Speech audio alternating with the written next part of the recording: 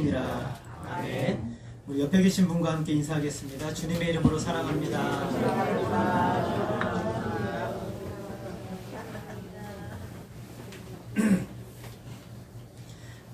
오늘 우리가 읽은 말씀에 보게 되면 이 말씀은 누가복음에만 기록이 되어 있는 사건입니다. 그래서 여기에 나오는 이 여인이 누구인지는 사실은 우리가 정확하게는 알 수가 없습니다. 그래서 여러 가지 추정들이 있지만 이분이 누군지는 사실은 잘 모릅니다. 오늘 이 말씀에 보게 되면 한 바리새인이 예수님을 식사 대접하겠다고 자신의 집에 초대를 하였습니다. 굉장히 좀 특별한 상황이죠.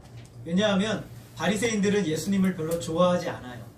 좋아하지 않는데도 예수님을 집에 식사 자리에 초대했다라는 것입니다. 또 한 가지 특이한 점은 이 바리새인이 식사 자리에 초대를 했는데 예수님께서 오케이 그렇게 하겠다라고 응했다라는 것이죠. 예수님이 그 식사 자리에 가시겠다고 하신 거예요. 지금까지 우리 예수님의 행적을 보게 되면 가난한 자, 또 약한 자, 또 세리와 죄인들과 이렇게 함께 하셨던 것을 볼 수가 있습니다. 특권 계층에 대해서는 예수님이 굉장히 단호하게 그들을 나무라기도 하고 이렇게 말씀을 전하셨는데 어떤 일인지 예수님께서는 이 바리새인의 집에 초대를 받으셔서 거기에 참여를 하신 거예요. 특이한 일이죠. 예수님은 자신을 비난하는 세리와 죄인들의 친구라고 비난하는 그 바리새인의 집에 들어가시게 된 것입니다. 우리가 꼭 기억해야 될 성경을 보면서 우리가 꼭 기억해야 될 것이 무엇이냐면 예수님이 행하시는 역사, 예수님이 행하시는 모든 역사에서는요 의미 없는 발걸음이 없다라는 거예요. 아무 생각 없이 예수님이 가시는 경우는 없는 거예요. 마찬가지로 하나님께서 저와 여러분의 인생을 이끌어 가시는 데 있어서 의미 없는 한 걸음 한 걸음은 전혀 없어요. 모든 것이 다 하나님의 절대적인 주권 하에서 하나님의 뜻과 의미가 여러분의 삶에서 이루어지는 삶의 현장이라는 사실을 꼭 기억하셔야 됩니다. 오늘 우리에게는 하나님의 뜻에서 벗어난 사건, 환경, 그리고 여러분의 모든 일들은 없어요. 모든 것이 하나님의 손 아래 있음을 믿으시기를 바랍니다. 우리는 연약하기 때문에, 우리는 제한되어 있기 때문에 우리가 계획하고 준비한 것들을 온전히 이룰 수 있는 지혜도 능력도 없어요. 그러나 하나님은 그것을 다 완벽하게 이루실 수 있는 과거와 현재와 미래를 모두 조합해서 하나님의 선하신 뜻대로 이루실 수 있는 능력과 지혜가 완벽하게 있으신 분이 우리 하나님이십니다. 그래서 하나님께서는요 우리가 생각하지도 못한 계획을 다 가지고 계세요. 그래서 왜 이런 사건이 저와 여러분에게 일어났는지 거기에 대한 답은 우리에게 있는 것이 아니라 하나님에게 있는 것이죠. 왜 우리에게 이런 일이 일어났는가? 그러므로 우리가 이해할 수 없는 일들이 여러분의 삶에서 일어난다고 하더라도 우리가 이런 하나님을 믿는다면 두려워하거나 염려하지 않을 수 있는 거예요. 하나님의 선하신 손에 있기 때문에 그런 것입니다. 바리새인은 예수님을 자신의 집으로 초대했어요. 그런데 우리가 이 성경 말씀을 쫙 읽어보면 절대로 좋은 의도에서 초대한 것은 아니라는 것을 알 수가 있습니다. 제가 이 성경을 보다 보니까 바리새인 시몬이, 이 사람 이름이 시몬이거든요. 두 가지 목적으로 예수님을 초대한 것 같다라는 것이 보여져요. 첫 번째는 무엇이냐면 자기를 좀 과시하고 싶었던 거예요. 자기를 좀 드러내고 싶었던 거예요. 내가 이 정도 되는 사람입니다. 예수님이 인기가 굉장히 많으셨거든요.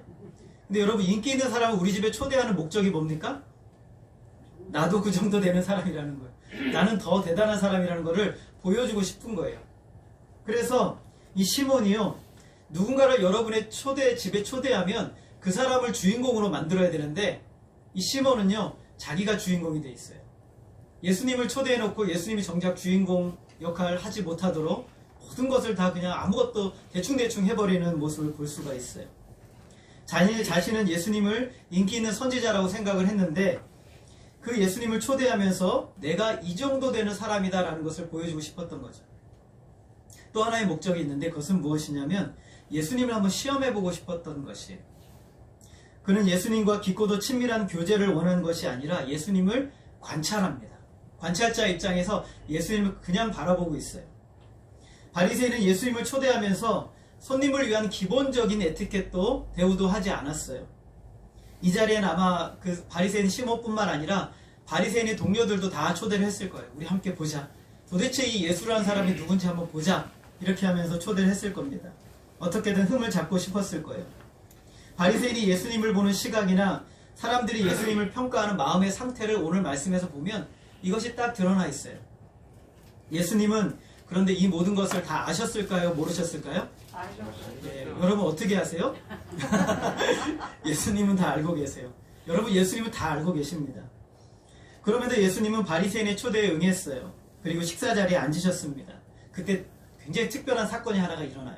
37절 말씀 우리 같이 한번 읽겠습니다. 시작. 그 동네에 죄를 지은 한 여자가 있어 예수께서 바리새인의 집에 앉아 계심을 알고 향유 담은 옥합을 가지고 왔어.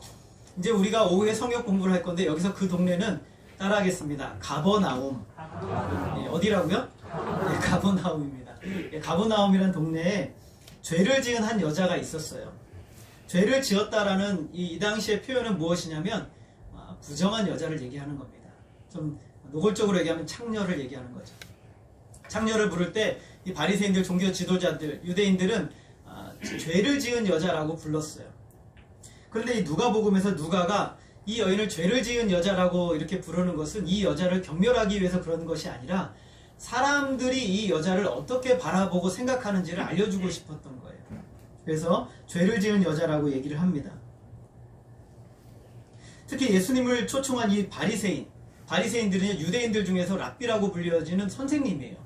근데 이 랍비의 이 사람들의 원칙에 있는 몇 가지가 있는데 그 중에 여자에 대한 원칙이 있거든요. 무슨 얘기가 있냐면 이 바리새인이 지나갈 때는요 여자들이 2m 이상 접근하면 안 돼요. 여러분 여자들은 가까이 오면 안 됩니다. 더군다나 이 죄를 지은 여자는 아예 근처에도 오면 안 돼요. 그래서 이 바리새인들 굉장히 거룩하고 자기들은 아주 대단한 사람이기 때문에 여자와도 가까이 안 하고 또 저런 죄를 지은 여자들이랑은 전혀 가까이 하지 않는, 그러면서 뒤로 온갖 죄를 저지르는 그런 사람들이었죠. 자, 그런데 죄를 지은 이 여인은 어떻게 알았는지 예수님께서 이 바리새인의 집에서 식사하신다는 이야기를 들었습니다. 그리고 예수님을 만나기 위해서 감히도 누구의 집으로 왔어요? 바리새인의 집으로 왔어요. 그리고 여인은 그냥 직통으로 그냥 예수님을 향해서 나아갑니다. 예수님께 나아가요. 그대로 들어옵니다. 여러분 복음서를 보게 되면 예수님을 만나기 위해서 간절한 마음으로 나온 사람들의 특징이 하나가 있어요. 그 사람들의 특징이 무엇이냐면 다른 건 신경 안 써요. 사람들이 뭐라고 하든 사람들이 어떻게 보든 또 그리고 자기가 어떤 처지에 있든 내가 지금 상황이 어떻든 상관하지 않아요. 예수님을 만나기 위해서는 그냥 오로지 직통으로 나오는 거예요. 예수님 만나기 위해서 나오는 거예요. 여러분 복음서를 보면 참 그 사람들 특징이 다 하나 같아요. 똑같아요. 그냥 예수님께 나와요. 사회적인 문제도 사람이 얼마나 많은지 문제가 많은지 상관하지 않아요. 여러분 예수님을 만나러 나올 때 우리가 하나님을 만나러 나올 때 이런 마음으로 나오셔야 돼요. 여러분이 가지고 있는 환경, 조건, 사람들의 이목 여러 가지 많은 것들을 바라보면 우린 정말 하나님을 만날 수가 없어요. 교회에 나오면서도 우리는 자꾸 다른 것들을 생각하고 다른 것들을 보려고 하는 경향이 있어요. 세상의 명찰은 교회 오면서 떼어버리는 거예요. 하나님 만나러 올 때는 여러분의 이력이나 여러분의 자랑이나 여러분이 뭘 했는지는 아무것도 중요하지 않아요. 그건 걸리적거릴 뿐이에요. 우리는 오직 예수님만 만나기 위해서, 하나님만 만나기 위해서 나오는 거예요. 그럴 때 우리는 다른 모든 문제에서 자유로워지는 역사를 경험하게 되는 거예요. 바리새인의 집에서 다른 바리새인들과 예수님이 식사하는 자리에 이 여인은 초대받지 못했어요. 그랬는데 여인은 예수님께로 옵니다. 사람들의 시선이 따갑게 느껴졌을 거예요. 좋지 않은 눈빛으로 여인을 바라보면서 아니 저런 더러운 여자가 어떻게 여기 들어오지? 여러분 그냥 문을 열면 들어가는 게 아니에요. 바리새인의 집은 굉장히 크거든요. 그럼 밖에는 누가 지키고 있어요? 종들이 지키고 있겠죠. 종들이 지키고 있어요. 그런데 이 여인은 아랑곳하지 않고 들어가요. 그리고 많은 사람들이 몰려 있었을 거예요. 중간중간에 사람들이 있었고 여인들을 향해서 계속 뭐라고 얘기했을 거예요. 아니 저 더러운 여자가. 가버나움 하면요 굉장히 큰 도시가 아니에요. 아주 작아요. 작은데 그 안에서 이 죄를 지은 여자는 누가 봐도 죄를 지은 여자로 알아요. 근데 저런 더러운 여자가 여기 들어오다니 하면서 사람들이 계속 말을 했을 거예요. 그러나 여인은 신경 쓰지 않아요. 신경 쓰지 않고 그냥 예수님만 보는 거예요. 예수님만. 여인은 향유 담은 옥합을 가지고 옵니다. 향유 담은 옥합은 이 당시 여인들의 재산 목록 1호예요. 가장 비싼 재산이죠. 그런데 이 여인이 들어서 무엇을 하느냐? 38절을 우리 같이 한번 읽어볼까요? 같이 읽겠습니다. 시작. 예수의 뒤로 그 발 곁에 서서 울며 눈물로 그 발을 적시고 자기 머리털로 닦고 그 발에 입 맞추고 향유를 부으니.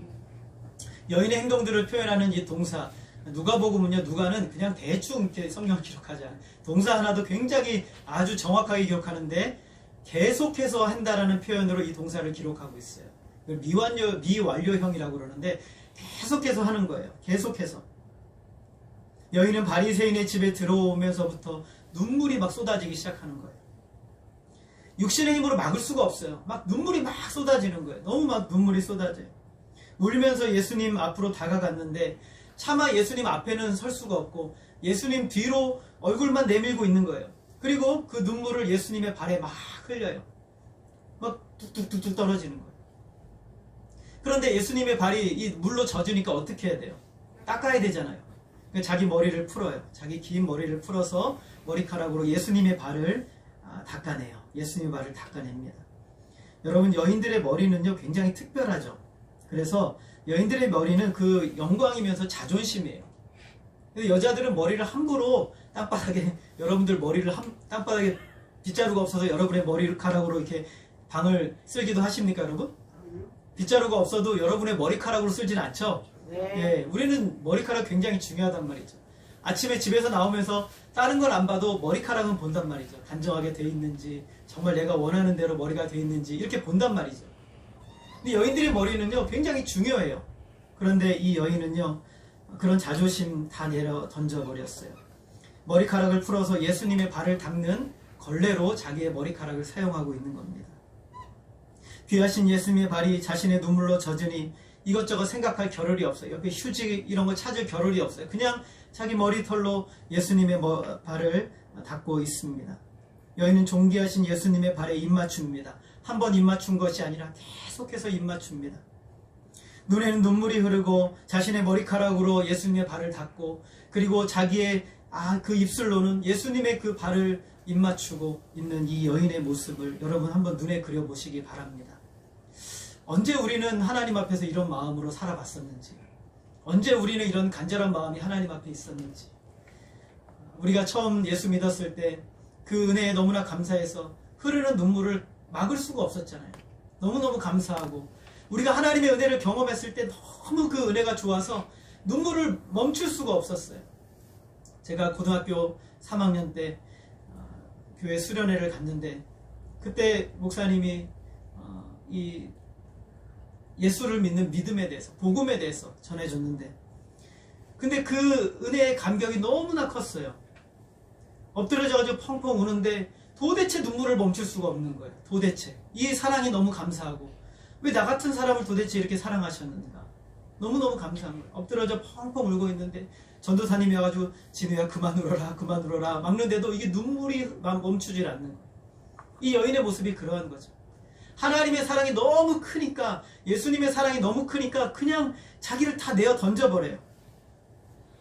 그리고 자기의 보물 1호인 향유를 조금의 망설임도 없이 깨버립니다. 그리고 그 향유를, 그 귀한 향유를, 지금의 돈으로 하면 한 2천만 원 되는 거예요. 그 귀한 향유를 예수님의 발에 그냥 다 부어버립니다. 여인은 다 드리고 싶은 거예요. 남김없이 다 드리고 싶은 거예요. 파격적인 사랑이죠. 파격적인 헌신입니다. 최고의 최고를 다 쏟아부어 드리는 거예요. 마치 자신에게 내일이 없는 것처럼 예수님에게 다 부어 드리는 거예요. 어떻게 이럴 수 있을까? 예수님께서 말씀하세요. 따라하겠습니다. 그의 사랑함이 많음이라. 더 정확한 표현은 그의 사랑이 위대하구나, 그의 사랑이 너무 크구나 라는 것을 예수님 말씀하고 있는 거예요. 죄인이라고 불리우는 이 여인은 예수님을 정말 많이 사랑했어요. 너무 많이 사랑하니까 그냥 다 드리고 싶은 거예요. 남기고 싶질 않아요. 그냥 내가 조금 남겨서 이건 내가 집에 가서 써야지, 그런 게 없는 거예요. 근데 그냥 다 드리고 싶은 거죠. 거기에 많은 사람들이 있었습니다. 그러나 여인에게는 오직 예수님만 보이는 거예요. 부정한 일을 해서 돈을 벌었던 여인을 예수님이 만나 주셨어요. 언제 어떻게 만나 주셨는지 성경에 나오지 않아요. 정확하게 알 수 없습니다. 분명한 것은 사람들에게 죄인이라고 불리우는 이 여인을 이전에 예수님이 만나 그의 모든 죄를 다 사해 주시고 그를 새로운 삶으로 이끌어 주셨던 거예요. 한 여인으로서 수치스러운 삶 때문에 자신의 삶, 돈 때문에 어쩔 수 없이 추악한 삶을 살아야 했지만 모두가 다 자기를 죄인이라고 불렀지만 예수님은 그의 죄를 용서해 주셨어요. 사람들에게는 죄인이었지만 이제 하나님 앞에서는 의로운 자가 된 것이죠. 단 한 번도 누군가에게 이런 놀라운 사랑을 경험해보지 못한 여인은 그 사랑이 너무나 고맙고 감사했던 거예요. 이렇게 아름다운 모습을 보면서도 전혀 감동도 하지 않고 회개도 하지 않았던 사람들이 있었어요. 바리새인을 비롯한 사람들이죠. 시몬이 속으로 이렇게 말합니다. 이 사람이 만일 선지자였더라면 자기를 만지는 이 여자가 누구이며 어떠한 자 곧 죄인인 줄 알았을 텐데 라고 말합니다. 여러분, 죄인은 하나님에게 사랑을 받을 수 있습니까? 없습니까? 죄인은 하나님께 사랑을 받을 수 있습니까? 없습니까? 있습니다. 아멘. 죄인은 하나님을 사랑하시면 안 되는 거예요. 예? 맞아. 왜 죄인은 하나님이 사랑하시면 안 됩니까? 하나님은 거룩하시기 때문에. 하나님은 거룩하시기 때문에 하나님은 죄인을 사랑하시면 안 돼요. 그래서 바리새인도 이 죄인을 사랑하지 않아요. 그래서 이를 죄인이라고 말하는 거예요. 왜 죄인이라고 말합니까? 저 사람은 하나님이 사랑하시면 안 되는 사람이라고 만들어 놓은 거예요. 저 사람은 하나님이 사랑하면 안 되는 사람이라고 그렇게 규정 지어 놓은 거예요. 그러니까 예수님이 선지자라고 여겼다면 그 여인의 터치를 거부했어야 되는 거예요. 그 여인이 만지는 것을 거절했어야 되는 거란 말이죠. 왜냐하면 하나님은 죄인을 사랑하시면 안 돼요. 그분은 거룩하시기 때문에. 시몬의 비판은 그들의 생각으로는 맞았어요. 예수님은 그 생각을 하시고 시몬에게 말합니다. 내가 너에게 이를 말이 있다. 그러면서 두 사람의 비유를 말합니다. 한 비유를 말씀하십니다. 한 사람은 500데나리온을 빚졌고 한 사람은 50데나리온을 빚졌습니다. 1데나리온은 한 사람의 일당이에요. 10만 원으로 치면 한 사람은 5천만 원을 빚을 졌고 한 사람은 500만 원을 빚을 진 거예요. 그런데 둘 다 갚을 수가 없어요. 갚을 수가 없으면 어떻게 됩니까? 노예로 팔리는 거예요. 그러니까 이 돈을 빌려준 이 사람이 너무 안타깝고 불쌍해서 돈을 다 탕감해 줬어요. 5천만 원, 500만 원 안 갚아도 된다라고 얘기를 했어요. 그랬더니 예수님이 물읍니다. 시몬에게 누가 탕감해 준 그 사람을 더 사랑하겠느냐? 라고 물어요. 그래서 시몬이 뭐라고 말합니까? 따라하겠습니다. 내 생각에는 많이 탕감함을 받은 자니이다. 그랬더니 예수님이 말씀하세요. 따라하겠습니다. 네 판단이 옳다. 뭐라고요? 시몬은 무엇이 옳은지 알고 있었던 사람이에요. 그러나 그것을 행하지 않았어요. 여러분, 우리는 무엇이 옳은지 잘 압니다. 무엇을 해야 되는지도 알아요. 그런데 그것을 하지 않으면 하나님이 슬퍼하시는 거예요. 여러분, 어떻게 우리는 판단을 되게 잘합니다. 분별력도 있어요. 무엇을 해야 되는지 잘 압니다. 그런데 우리 주님께서도 말씀하세요. 네 판단이 옳다 라고 하지만 정작 우리는 어떻습니까? 하지 않는 거예요. 하지 않는 거죠. 정말 존경함으로 예수님을 초청했다면 어떻게 해야 하는지 시몬은 잘 알고 있었어요. 완벽하게 알고 있었어요. 왜냐하면 시몬의 집에는 예수님만 온 것이 아니라 수많은 사람들이 오고 갔거든요. 그런데 그렇게 하지 않았어요. 44절 말씀 우리 같이 한번 읽겠습니다. 시작. 그 여자를 돌아보시며 시몬에게 이르시되 이 여자를 보느냐? 내가 내 집에 들어올 때 너는 내게 발 씻을 물도 주지 아니하였으되 이 여자는 눈물로 내 발을 적시고 그 머리털로 닦았으며. 예수님은 모든 사람이 여인에게 집중하도록 시몬과 얘기하다가 여인을 바라보세요. 그리고 말씀하십니다. 당시 이스라엘에서는 손님이 오면요, 제일 먼저 먼지가 묻은 발을 씻기 위해서 물을 줘야 돼요. 이거 기본이에요. 이거 기본 중에 기본이죠. 이렇게 하지 않는 집은 없어요. 에티켓입니다. 그런데 시몬은요, 예수님을 초대해놓고 예수님이 들어오는데 물 그릇도 주지 않았어요. 발 씻을 물도 주지 않았어요. 관심이 없는 거예요. 초대는 했지만 그냥 들어와라 이렇게 얘기를 하는 거예요. 너는 그냥 들어와라 이렇게 얘기를 한 거죠. 그런데 여인은 예수님이 들어올 때 그냥 물이 아니라 자신의 멈추지 않는 눈물로 예수님의 발을 적셨고 자신의 귀한 머리카락으로 예수님의 더러워진 발을 깨끗하게 씻어드렸습니다. 45절 우리 같이 읽겠습니다. 시작. 너는 내게 입맞추지 아니하였으되 그는 그가 들어올 때부터 내 발에 입맞추기를 그치지 아니하였으며. 귀한 손님이 오면 이스라엘 유대 나라에서는 볼에다가 뺨에다가 볼에다가 입맞추는 거예요. 이것이 당신은 참 귀한 사람 손님입니다. 우리 집에 참 잘 오셨습니다 라고 하는 거예요. 그런데 시몬은요, 존귀하신 예수님을 초대했으면서도 전혀 이런 행동을 하지 않았어요. 무슨 말씀이에요? 당신은 별로 귀하지 않습니다. 당신은 별로 존귀한 자가 아닙니다 라는 거죠. 그러나 여인은 예수님이 들어올 때부터 예수님의 발에 입 맞췄어요. 감히 예수님의 뺨에 입을 맞출 수는 없지만, 그러나 예수님의 발에 자신의 입 맞추기를 그치지 않았어요. 계속해서 예수님이 들어올 때부터 그 발에 입 맞추기를 그치지 않았어요. 46절 같이 읽겠습니다. 시작. 너는 내 머리에 감람유도 붓지 아니하였으되 그는 향유를 내 발에 부었습니다. 감람유는요, 이스라엘 당시에 굉장히 아주 흔한 싼 기름입니다. 이렇게 이스라엘 나라에 모래바람이 막 불면 머리가 막 흥크러지잖아요. 그럼 집에 들어오면 감람유를 이렇게 머리에 발라가지고 차분하게 머리를 내려줘요. 굉장한 에티켓, 이것도 기본적인 에티켓이에요. 그런데 시몬은 그것도 하지 않았어요. 예수님의 머리가 헝클어져 있건 뭐 엉망이건 상관하지 않았단 말이죠. 자기만 괜찮으면 되는 거예요. 그런데 여인은 값싼 감람유도 아니라 자기의 값비싼 향유를, 그것도 살짝 바르는 것이 아니라 그것을 깨서 완전히 그냥 예수님의 발에, 감히 머리에는 못 부어드리고 발에다가 부어드렸어요. 거룩한 낭비를 하고 있었던 것이죠. 여인은요, 지금 바뀌어 있는 거예요. 마치 예수님이 자기의 집에 초대받은 것처럼, 가장 존귀한 분을 자기의 집에 초대한 것처럼, 가장 사랑하는 분을 자기의 집에 초대한 것처럼 최선을 다해서 예수님을 접대하고 영접한 거예요. 자신의 집에 온 것처럼. 그러나 정작 자기의 집에 초대한 바리새인 시몬은 예수님을 향해서 할 수 있는 최소한의 예의도 갖추지 않았다라는 것이죠. 예수님은 그렇게 바쁘신 예수님을, 바리새인은 예수님을, 그렇게 바쁘신 예수님을 모셔놓고 자기들 동료들 앞에서 예수님을 인격적으로 모독하고 있었던 거예요. 그는 굉장히 점잖고 모든 사람들의 그 성경을 가르치는 랍비이기 때문에 절대로 드러내놓고 예수님 비판하지 않아요. 아주 점잖은 사람이죠. 그러나 속으로는 예수님을 비난하고 모독하고 모욕하고 있었던 거예요. 바리새인 시몬은 예수님을 초대했으면서도 자기 생각에만 붙들려 있었던 겁니다. 예수님에 대한 기본적인 것도 하지 않았어요. 자기가 얼마나 대단한 사람인지, 내가 이런 대단한 사람이 예수님과 같은 사람을 집에 초대했으니 나는 얼마나 괜찮은 사람인가 라는 것을 사람들에게 보여주고 있었던 거예요. 마음은 다른 곳에 가 있으면서도 굉장히 비싼 음식을 차려놓고 예수님께 먹여만 주면 나는 굉장히 괜찮은 사람이라고 생각하는 것이죠.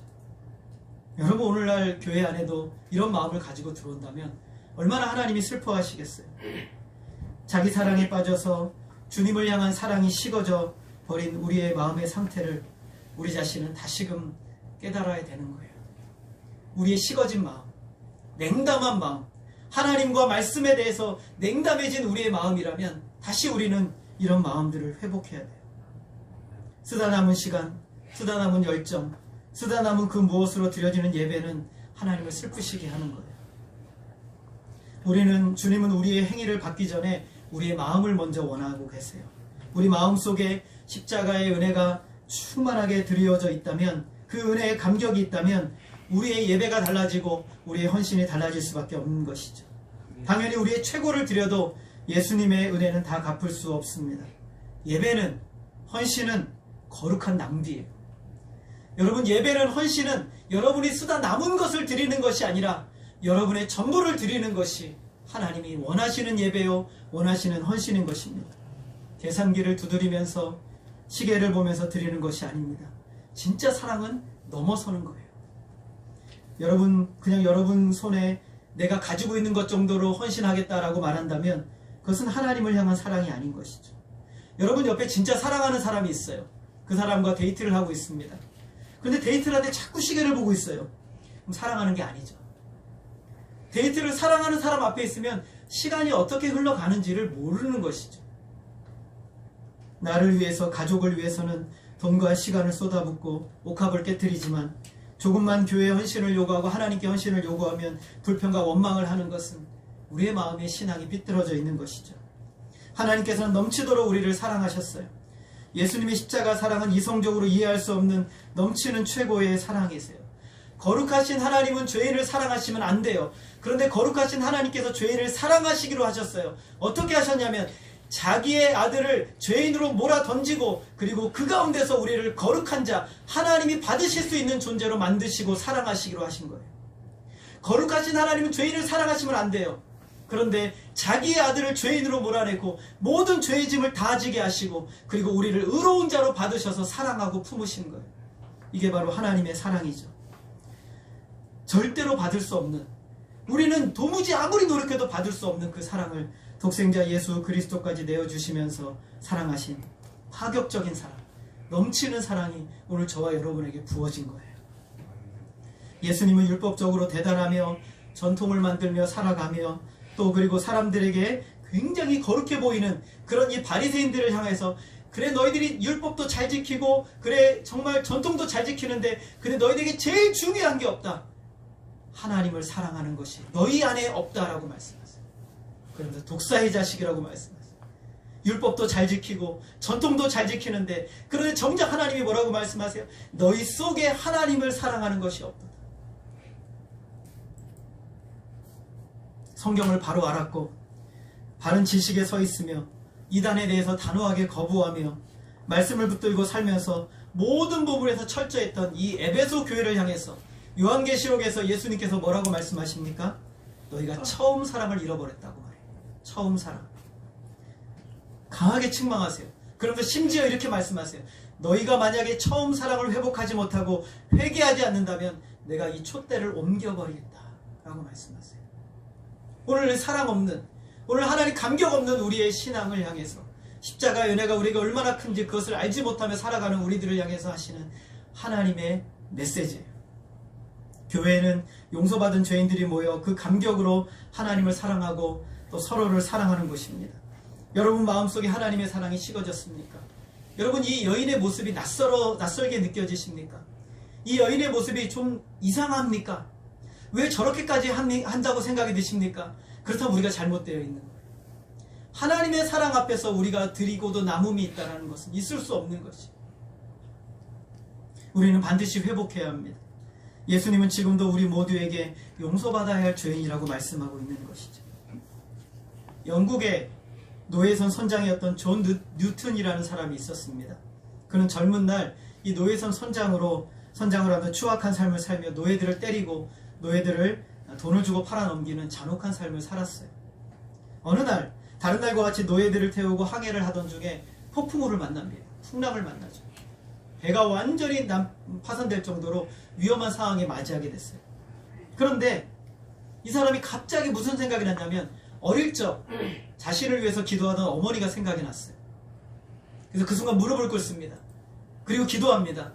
나를 위해 기도해 주셨던 어머니의 하나님, 나를 살려주십시오. 오늘 여기서 우리를 구출해 주십시오라고 기도합니다. 놀라운 역사가 일어났어요. 기적같은 역사가 일어납니다. 갑자기 폭풍우가 잔잔해지고 풍랑이 잔잔해진 거예요. 그는 그 순간 무릎을 꿇고 하나님, 나의 인생을 주님께 드립니다 라고 회심하게 됩니다. 그리고 그는 지난날 자신의 모든 죄악들을 회개하고 그리고 노예선 선장을 그만두고 신학교에 들어가 목사가 됩니다. 존 뉴튼은 평생 눈물로 살겠어요. 기도할 때마다 눈물이 멈추지 않고 그리고 하나님 말씀을 전할 때마다 눈물이 없이는 말씀을 전하지 못했다라고 합니다. 가난한 자들을 위해서, 노예 해방을 위해서 자신의 모든 것을 다 헌신했어요. 헌신을 하면서도 부족하다 그런 마음으로 살았어요. 어느 날 주일을 준비하며 아침에 새벽에 말씀을 준비하는데 갑자기 하나님이 찬송을 딱 떠올려 주시는 거예요. 나 같은 죄인 살리신 주의 놀라와 잃었던 생명 찾았고 광명을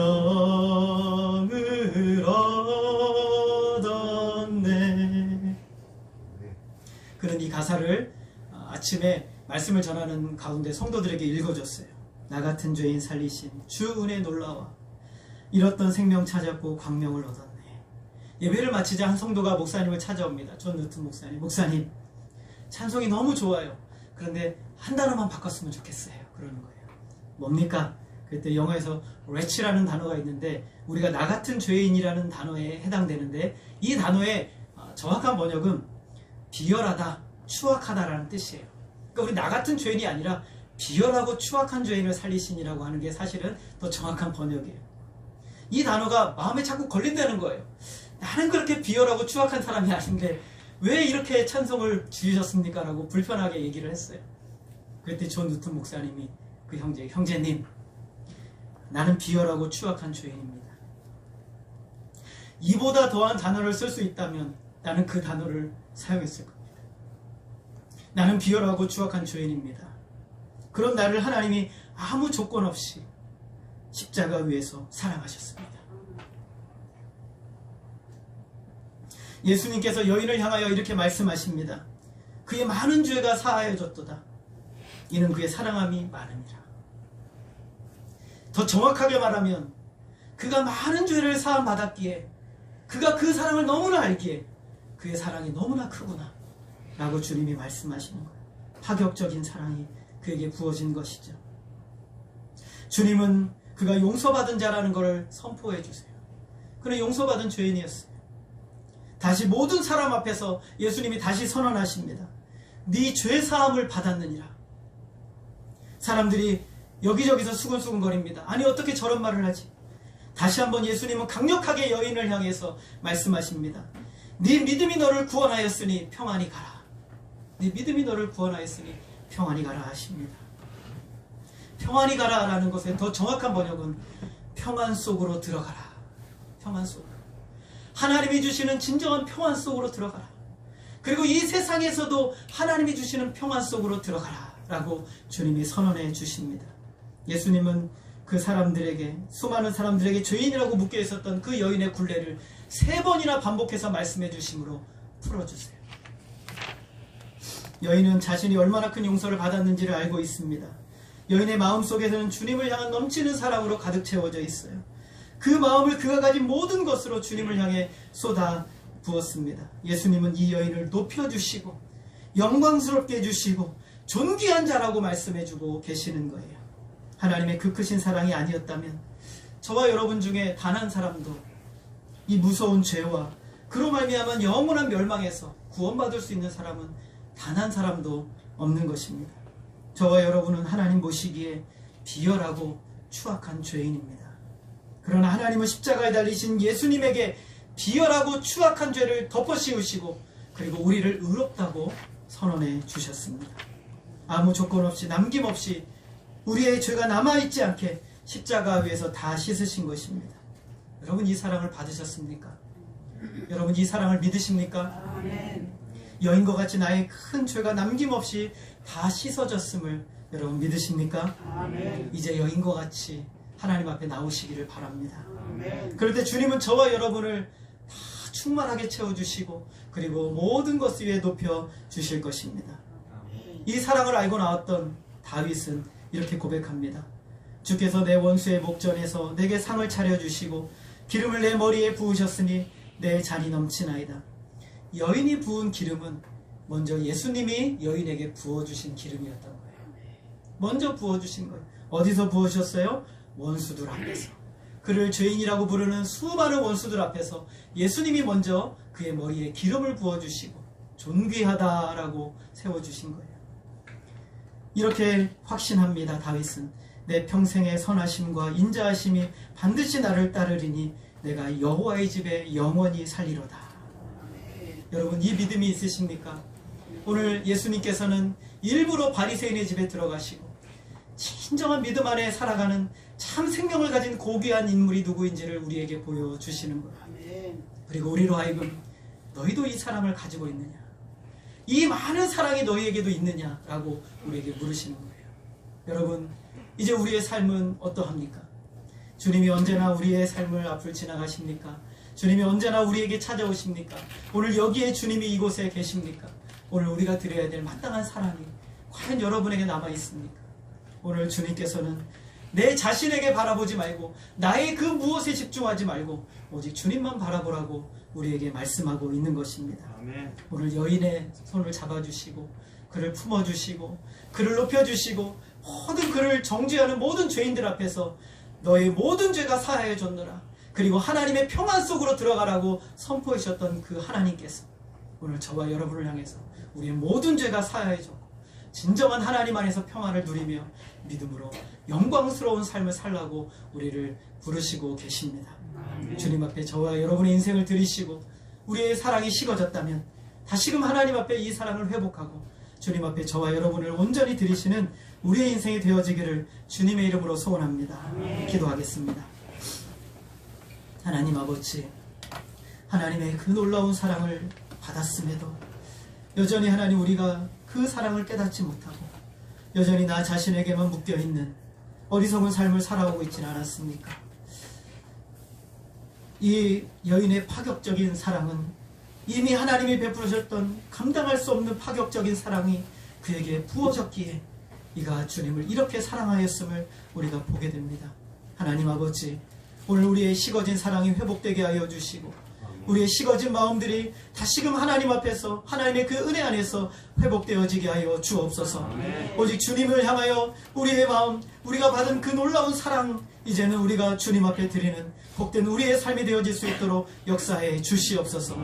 하나님만이 홀로 영광 받아 주시기를 간절히 원하오며 예수님의 이름으로